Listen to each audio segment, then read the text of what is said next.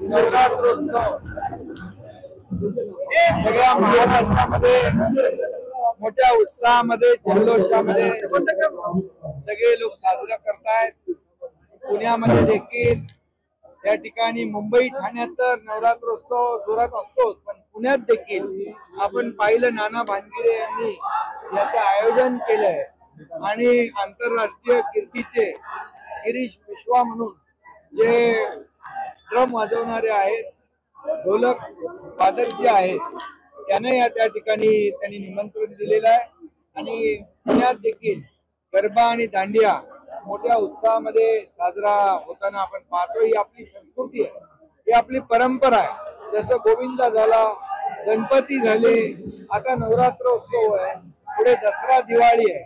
खरं म्हणजे संस्कृती, सण, उत्सव, परंपरा वाढवण्याचं, जोपासण्याचं महाराष्ट्र सगळ्यात आघाडीवर आहे। म्हणजे महाराष्ट्रातली जनता जी आहे हे असे सण उत्सव साजरे करण्यामध्ये खूप देशामध्ये आघाडीवर असल्यामुळे मला वाटतं महाराष्ट्र हे संस्कृती आणि सणांचं माहेरघर आहे।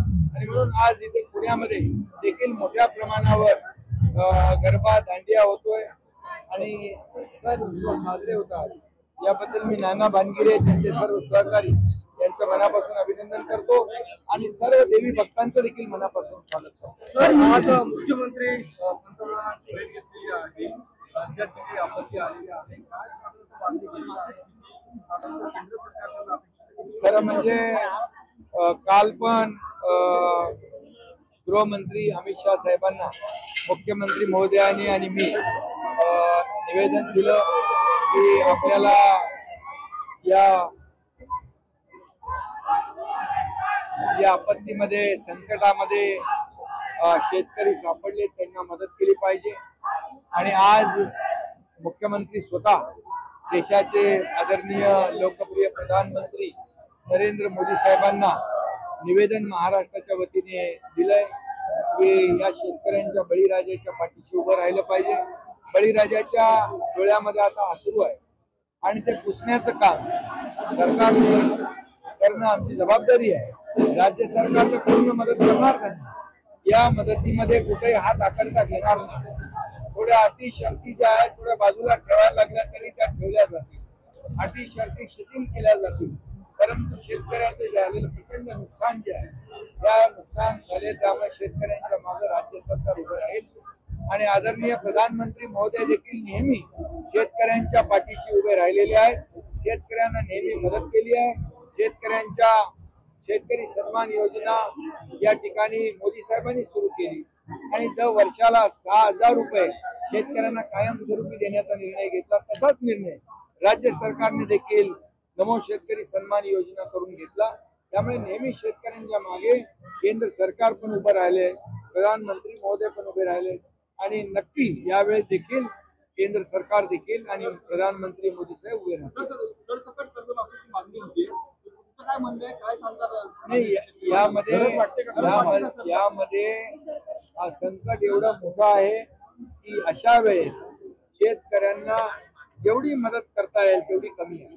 आणि म्हणून कर्जमाफीचा जो विषय आहे, कर्जमाफीचा देखील निर्णय शेतकऱ्यांसाठी घ्यावा लागेल आणि सरकार या बाबतीमध्ये फार गंभीर आहे। मुख्यमंत्री महोदय, मी स्वतः, अजितदादा, आम्ही सगळेजण बांधावर गेलो, मंत्री सगळे बांधावर गेले, आम्ही स्वतः डोळ्यांनी पाहिलंय शेतकऱ्याचं दुःख, शेतकऱ्याचं नुकसान। त्यामुळे आता अगोदर त्याला त्याच्यातून बाहेर काढणं, त्याला उभं करणं आणि त्याच्या डोळ्यातले अश्रू पुसणं ही प्राथमिकता आहे आणि म्हणून याला प्राथमिकता आम्ही देणार।